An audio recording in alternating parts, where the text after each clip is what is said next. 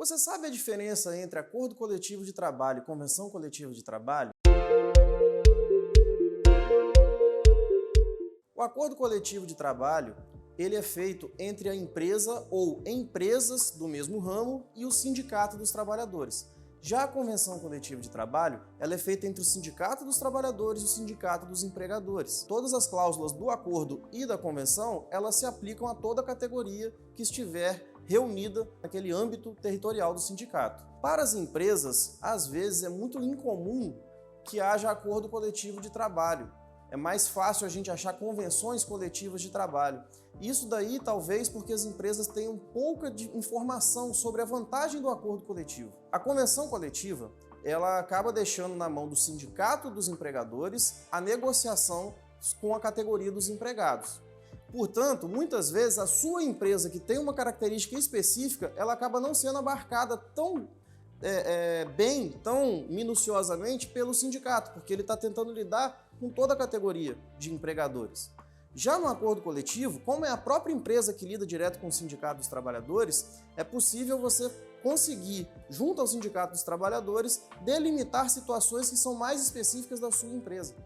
E para que servem esses instrumentos? Normalmente, eles são utilizados para regulamentar aquilo que a lei não regulamenta. Porque muitas vezes a gente tem na relação de trabalho uma evolução que a lei não consegue acompanhar. A relação de trabalho, ela é mutável e a lei, a nossa CLT, por exemplo, é de 1943. Se a gente pensar nas startups, por exemplo, é óbvio que a CLT não regulamenta as startups. Então, as convenções e acordos coletivos, elas servem principalmente para regulamentar essas questões que a lei não traz de uma maneira mais rápida e eficiente na relação de emprego. Isso daí tanto para trazer direitos para empregados, quanto para trazer também situações que possam ser benéficas para as empresas, para que elas tenham até mesmo segurança jurídica na hora de aplicar o contrato de trabalho na prática. E então, é muito importante que a empresa saiba que os acordos coletivos, eles têm essa pegada mais específica, que podem regulamentar a situação da sua própria empresa, sem depender de outras empresas e de uma maneira que o trabalho na empresa não seja prejudicado, nem mesmo financeiramente, nem mesmo do ponto de vista funcional, do ponto de vista de o serviço não ser atrapalhado. Dessa maneira, é bem importante também a gente entender que antes da reforma trabalhista, quando havia convenção coletiva de uma determinada categoria, o acordo coletivo ele acabava sendo um pouco inútil, porque o artigo 620 da CLT trazia que quando você tivesse convenção coletiva e acordo coletivo na mesma categoria, prevaleciam as convenções. Hoje já prevalecem os acordos.